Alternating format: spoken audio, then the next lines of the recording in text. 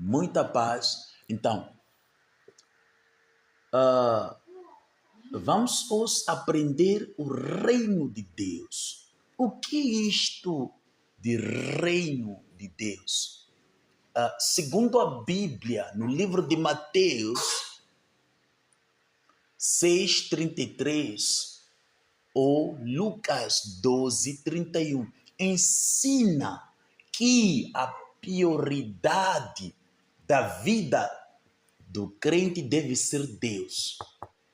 É a prioridade da vida de um cristão deve ser Deus, o seu reino e a sua justiça.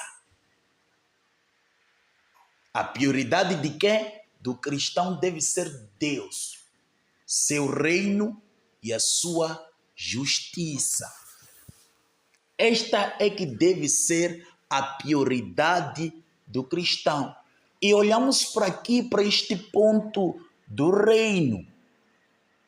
E o reino, encontramos lá o rei, que é quem governa o povo, os que vivem sobre o governo do rei, o território, o lugar onde o rei exerce o domínio. E por fim temos leis ou governo, as regras que orientam o reino.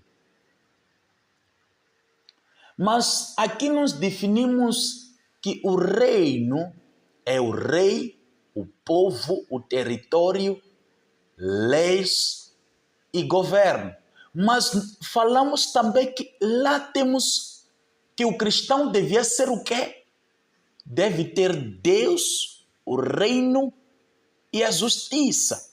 Significa que a justiça de Deus, em Salmos 11:17, ele diz que pois o Senhor é justo e ama a justiça, os retos verão a sua face.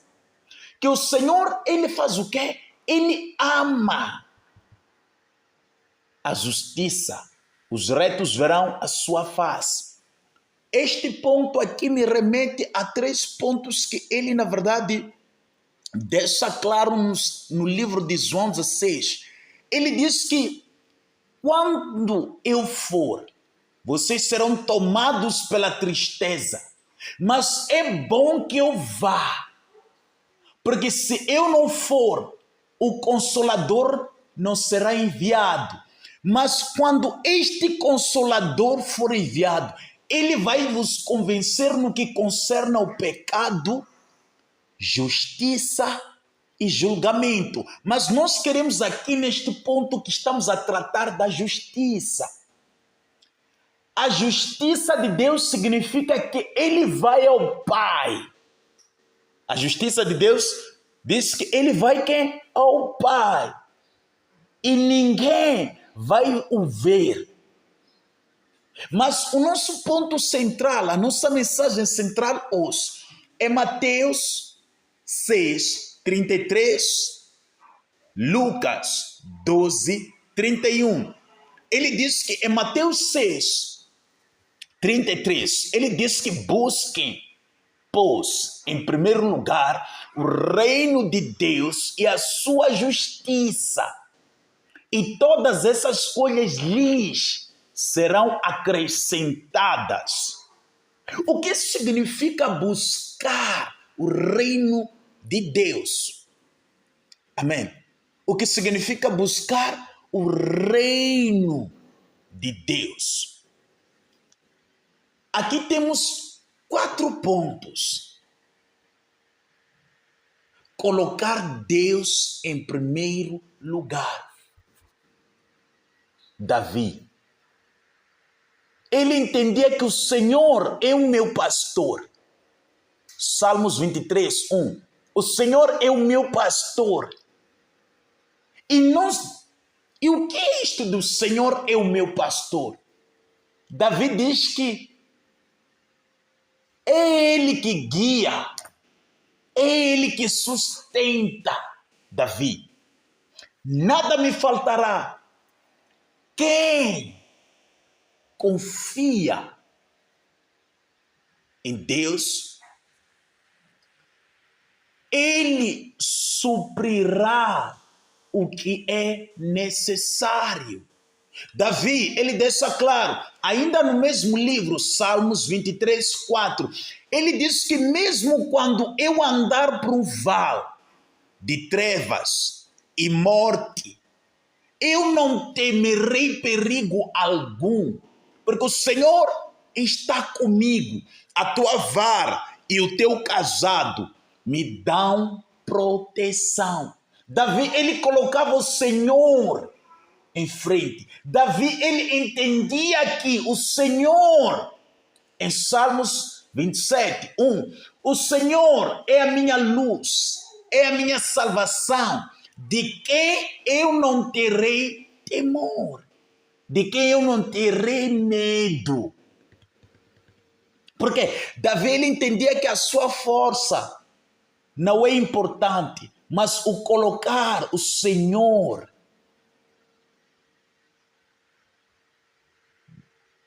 em primeiro lugar, a vida dele só funcionava quando este colocasse o Senhor na dianteira. Ele entendia que a sua palavra, Senhor, é lâmpada que dita os meus pés, é luz que clareia os meus caminhos. E aqui também temos outro ponto: obedecer a sua palavra. O que é isto de obedecer a palavra de Deus? É que Israel, na altura quando foi levantado, quem? O profeta Samuel. E nós aprendemos aqui neste processo que Ana, ele fazia o quê? Ele chorava por ter um filho. Israel também chorava por um profeta. Por quê? Porque o pecado havia chegado aos ouvidos de Deus. Mas não é o ponto essencial. E lembramos que também Israel chorava pelo rei. E que este rei foi ungido pelo quê? Pelo vidente. Vidente significa profeta. Na altura chamava-se de vidente, mas o vidente significa profeta. E qual é a razão de Israel ter um representante? Mas este representante, depois dele ser incumbido a missão, para quê? Para que ele fosse destruir. O que ele fez? Não executou a missão, não executou definitivamente a missão que lhe foi incumbida. Porque ele separou aquilo que Deus acha sujo e ele queria sacrificar para o Senhor. E aí entra a desobediência de Saul. Ele diz que separou alguma coisa e queria oferecer em sacrifício ao altar, coisas imundas, sujas. Mas eu gosto de uma coisa aqui. O profeta Samuel, em primeiro livro de Samuel 15, ele diz que vale mais sacrificar, vale mais obedecer do que sacrificar.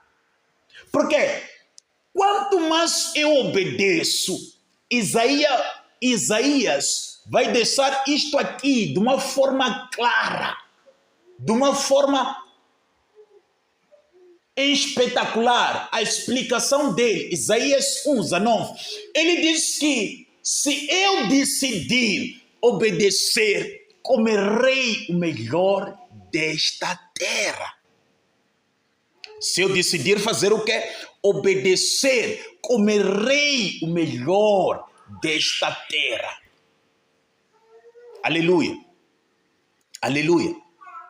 E o outro ponto, ele diz que viver em santidade e justiça. E nós estamos a ver que o ponto de santidade, nós podemos ir além de Deus. A santidade podemos ir além de Deus, que significa Levíticos. Levítico, livro de Levítico.